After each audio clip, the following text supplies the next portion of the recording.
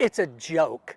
It's a joke. Jack Kesterson is talking about those property tax proposals from Texas lawmakers. He purchased his South Austin home in 2006. He didn't take me there for privacy reasons, but he says he pays more than $10,000 in property taxes for a 1,000 square foot home. The House proposal would save homeowners an average of $460 a year. The Senate's would save them about $341 annually. $350 out of $10,000? Come on.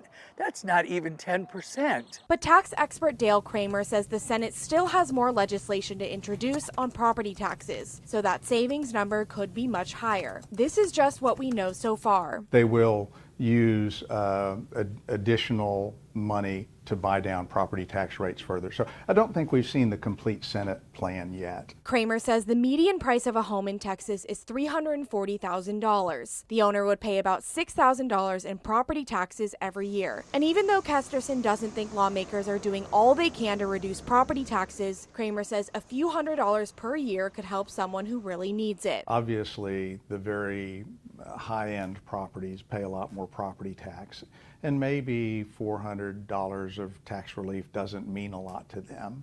But for someone who owns a $250,000 home and is barely making their mortgage payments, $400 can be a godsend.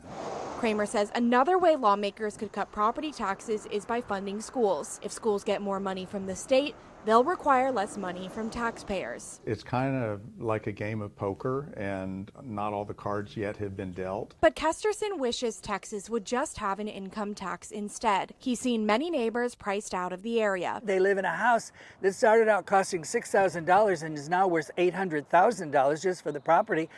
And the city in the state is charging them taxes on all of that. So they have to sell these houses. They can't afford them. For Spectrum News, I'm Charlotte Scott. Thanks for watching our YouTube channel. And for more refreshing stories about your community, click the subscribe button right over here.